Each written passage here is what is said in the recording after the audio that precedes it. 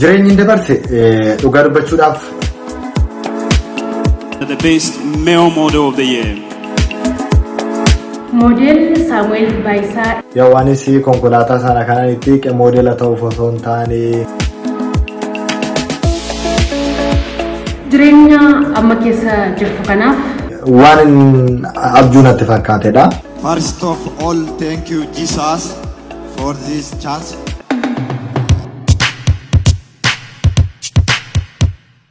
Amma lubbuun keessa jirutti wanti hin danda'amne hin jiru. Dorgommii Zikoo irratti biyyoota akka Niizerlaand na deebi'ee Hindiyaa irraa ijaa keessa Dubaay keessatti gama riilisteetii kanaan hojiiwwan garaagaraa hojjechaa jira. Mee dargaggoota jireenya abdii kutannaa keessa jiraniif milkaa'inni keenya immoo akka Itoophiyaa akka Afrikaanitti akka addunyaatti itti fufaa baay'een isin jaalladha.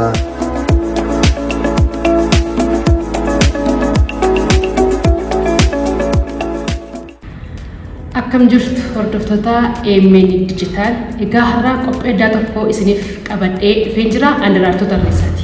Qophii keenya har'aatiinis immoo moodela beekamaa tokko best model Afrikaa irratti badhaafameeti kan inni jiru. Keessummaan keenya kunis eenyu laata kan jedhu waliin turtii taasisna. Haga xumura qophii keenyaatti nu faana tura. And the best male model of the year. This one goes to Samo Baisha from Ethiopia.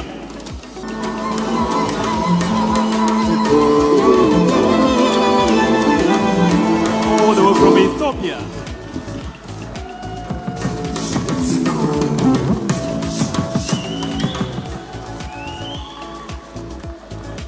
First of all, thank you Jesus for this chance. Next, for my fans, for my country, all people, thank you. Ethiopia ለዘላለም ትኑር!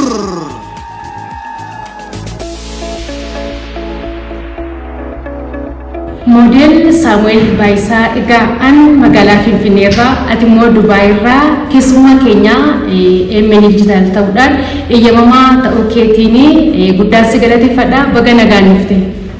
Baga nagaan nu eegdaniin sin jechuu barbaada. Guddaa galatooma qophii sagantaa keessanitti keessummaa na taasifachuu keessaniif.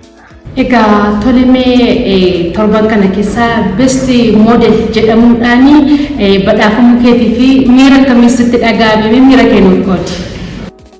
Miirri koo miira baay'ee nama gammachiisudha. Jaalala namootaa, jaalala hiriyootaa, jaalala hordoftoota koo kanan ittiin bareedha. Sadarkaa kana ga'uun dadhabbii koo qofa miti hiriyoonni koo hordoftoonni koo illee kan itti dhamaanidha. Miira gammachuutiin wal makaadha jechaadha. Egaa mee Abuna Gindabarat hanga Dubaay bu'aa ba'iin jireenya keetii maal fakkaata ture mee nuuf qoodeerra? Imalli jireenyaa koo Gindabaratti amma Buraayyuu irraa amma Dubaay irraa amma Taanzaaniyaatti kan jiru piroosesiiwwan baay'ee qaba.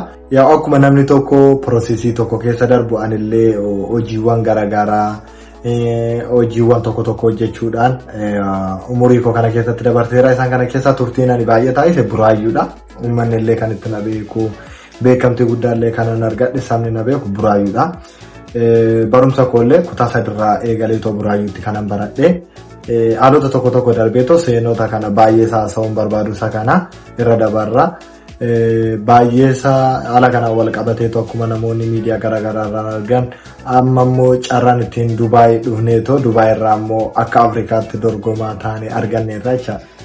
Hayyee konkolaataan Loombargiin balbala moodelummaa siif bane keessaa gaafa siintee maaltu sitti dhaga'ame?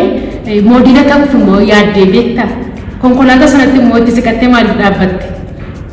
Akkami beekta wantoonni gara keenya dhufan tokko jireenya keenya keessatti waa dabarsanii darbu. Wayi carraa milkaa'inaa wayi carraa kufaatii nu fidanii dhufu. Yawaanis konkolaataa sana kanaan itti moodela ta'uuf osoo hin taane konkolaataa sana dinqisiifachuudhaani. Yaa ureen koo immoo harka rabbiitiif jalqaba namaa barreeffama mitiire.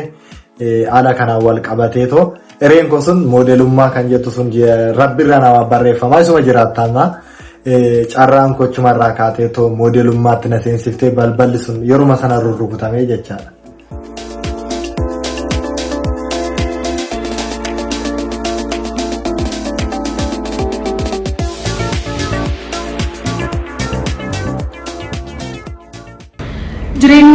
amma keessa jirtu kanaaf kan dur dabarsite gidduu garaagarummaan jiru maal fakkaata saamimee nuuf qoodi. Jireenyi dabarse dhugaa dubbachuudhaaf maatii rabbiin sodaatanii maatii cimoorraan aladhe rabbiif haa galatu rabbi taaneetoo maatii guddaarraan aladhe dhugaa dubbachuudhaaf jireenya koo keessatti rakkinni guddaadha argeen beeku maatiin koo baay'ee sooressas ta'uu baatan baay'ee hiyyeessas ta'uu baatan maatii giddu galeessaati haala kanaan wal qabatu garuu hojiiwwan garaagaraa hojjedheera akkuma dargaggeessa tokko akkuma nama ol guddatu tokko hojiiwwan garaagaraa hojjedheera hojiiwwan sun immoo cimina nuuf kennu aadaa hojii cimaa immoo gaafa qabaattu milkaa'ina argatta rabbillee si eebbisa.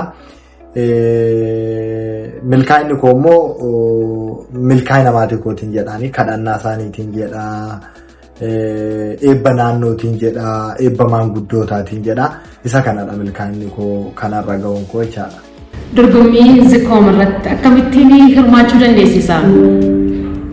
Akkamiin akkan dorgomuu danda'e akkuma beekamu 2025 wal qabateetti dorgommiin sun kan ba'u 2025 sun immoo ji'a jalqabaarraa kaasee namoonni baay'een hin beeku nama dhiibbaa uumedha miidiyoota akka Dubaay keessatti illee waa'ee suurota koo sadan sunii arganiitoo kalarii koo baay'ee kan jaalatanidha deebi'ee gurraachota warra Afrikaa Ameerikaa durii biyyoota garaagaraatiin wal qabatee haalli suura koo sun baay'ee namoota moodeelota garaagaraa kan dinqisiisaa turedha haala kanaan wal qabateetoo anan kanaan wajjin hojjechaa ture moodela lammii biyya Kaameroon kan ta'e Eric Fit wajjin ture hiriyoota isaatiin wal dabalateetoo baay'ee dinqisiifannarra turanii suurri koo sun immoo baay'ee akka dinqisiisaa tureen beekama haala kanaan wal qabateetoo Zikoom Awwaardiin illee namoonni dorgomaa turanii jiru kan bara 2025 hirmaachuu qabda akkaataa mo'attus immoo abdii qabna naan jedhaniiti ji'oota baay'ee kanan eegaa ture awwaardiin sun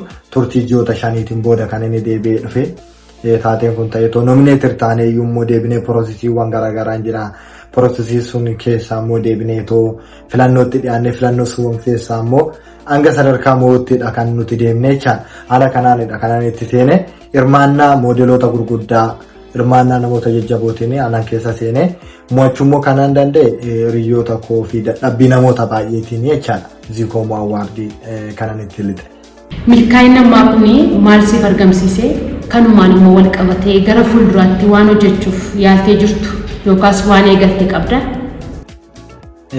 Akkami beektaa milkaa'inni ammaa kun kan naaf argamsiise ani Zikoom Afrikaan Awwaardii jechaan awwaardii yookaan immoo isteejii guddaadha isteejii akka Afrikaatti miti biyyoota 56 yoo qophaa'eyyuu Eeshiyaa irraa Yuuroopp irraa even namoonni nomineetir ta'anii illee gara sana dhufanii jiru biyyoota akka Niizerlaand deebi'ee Hindiyaa irraa Eeshiyaa keessa gaafa laale biyyoota lammii biraallee dabalateera isaan kana keessatti immoo dargaggoo bara 2025 Zikoom Afrikaan Awwaardii moodela isa tokkoffaa ta'ee badhaafamuun koo akkuma uummanni baay'een beekudha. Inni kun immoo waan abjuu natti fakkaatedha. Dhugaa dubbachuudhaaf baay'ee waan dinqii namatti fakkaata. Garuu rabbiif immoo salphaadha. Wanti hin danda'amne sun rabbiif immoo danda'ameetoo turtiiwwan sun keessatti fiigicha baay'ee jira, wantoota baay'ee jira, ulaagaa baay'ee jira. Dorgommiiwwan sunillee namoota jajjaboodhaan ture. Even akka Itoophiyaatti yoo fudhanne namoota ciccimoodha kan ittiin dorgomaa ture. Miss Tourismii Afrikaa kan taate akka addunyaatti kan turte an akka Aseet Darajee faallee keessa turanii an akka Moodel Eleriyaanaa faa keessa turanii Itoophiyaadhuma irraallee anna wajjin dorgomaa turan naannoo namoota 3ti. Isaan kana keessaa immoo kaatagoorii kosuun keessa turaniiru isaanii fi lammiiwwan biyya Ugaandaa, Taanzaaniyaa biyyoota garaagaraatiin wal dabalateetoo biyyoota baay'ee keessa ture. Isaan kana keessatti gaafa hin jalqabatte seenu nam milkaa'eetoo yaanne nam waadhadheellee yaanne garuu uummanni keenya saba bal'aa ta'e akkuma jiru filannoo harkaati akkuma beekamu deebi'eetoo piroosesii waan laalan hin qabu. Isaan kana keessatti garuu deemsa keessa dursaadhaan baay'ee deemaa turre yeroo tokko immoo gidduutti nu harka gatanii turanii haalonni nu kuffisan turaniiru hirmaannaa obboleeyyan koo hiriyoota koo baay'ee qaqqaaliirraan kan ka'e gara milkaa'inaatti deebineetoo kunoo har'a immoo maqaa biyya keenyaa maqaa naannoo keenyaa akka Afrikaa irratti ol qabneerra inni kun immoo anaaf milkaa'ina koo isa jalqabaati malee isa xumuraa miti anaaf jalqabadha nama umurii baay'ee dargaggoo daa'ima umurii xiqqaadha awwaarri sun keessatti illee dargaggoo umurii xiqqaa ta'e tanan kanan dhiyaadhee deebi'ee tollee milkaa'inni kun anaaf immoo isa jalqabaati. Deemsi immoo gara fuulduraatti akka addunyaatti ittan deema wantoota narraa fooyyessuun jiraatanii jira. Wantoota baay'eedha kanan fooyyessuu barbaadu isaan kana hundumaa sirreesseetoo maqaa biyya koo namoota gurguddoo akka addunyaatti dhiibbaa uumaan namoota moodeloota ta'an keessa galuudhaaf wanti nama duubatti deebisuun jiru dura rabbumaan of fuuldura buusuudha milkaa'inni koo isa kanan jechuu barbaada. Yeroo gammachuu si mudate akkasumas immoo yeroo rakkina darbuuf itti yaadduftee turte qabdaa laata? Mee akkamittiin darbite? Jireenya koo keessatti yeroon yaa'u namni yeroo tokko abdiin murata. Muratu hin jennu abdiiwwan murannaa yeroo tokko gara keenya dhufuu danda'u. Garuu wantoonni abdii nu murachiisan sun wantoota nu balleessan osoo hin taane karaa nutti agarsiisanidha. Yeroo tokko dargaggeessa umurii dargaggummaatti gaafattu wantoota tokko laalteetoo abdii kutachuu dandeessa.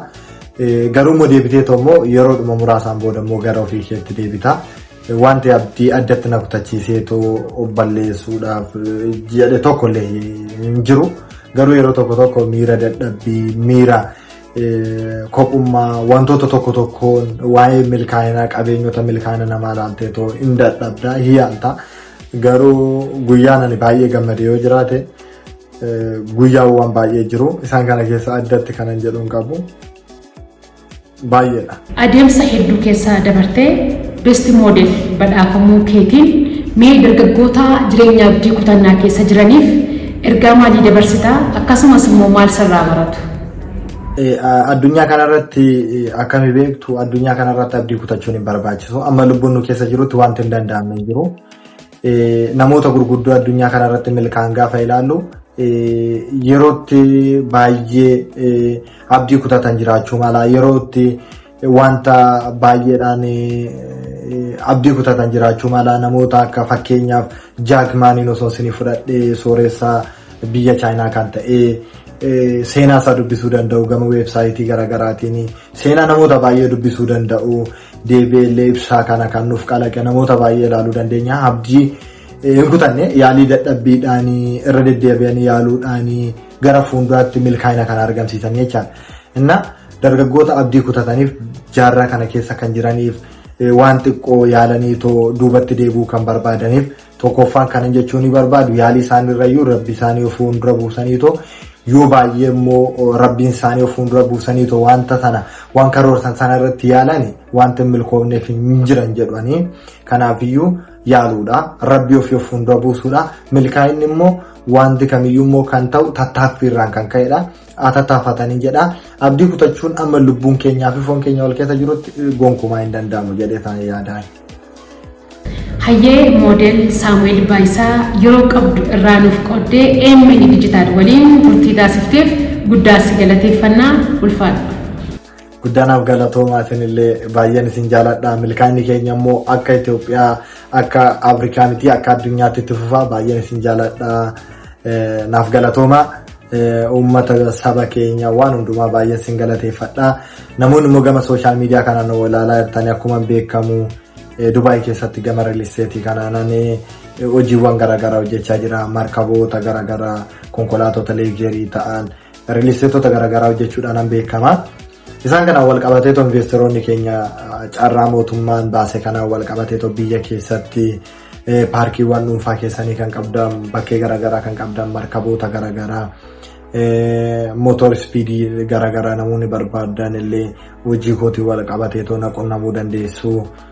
Deemsi keenya immoo itti fufaa sagantaa biraatiin immoo qophii biraatiin immoo deebinee akka wal agarru abdiin qaba. Turtii gaarii naaf qabaadhaa oraa bulaa. Hayyee hordoftoota keenya qophiin keenya guyyaa har'aa moodel Saamu'eel waliin taasifnee kan hagammaa kana fakkaata. Egaa moodela kanarraa ergaa gurguddaa barnoota gurguddaa akkasiin barattan homaa tokkollee shakkii hin qabu. Gara fuulduraattis ergaawwan waqtaawaa irratti namoota muuxannoon isaanii isiniif barnoota ta'uu danda'u qabannee haga walitti deebinutti turtii gaarii handaraartuu tarreessa.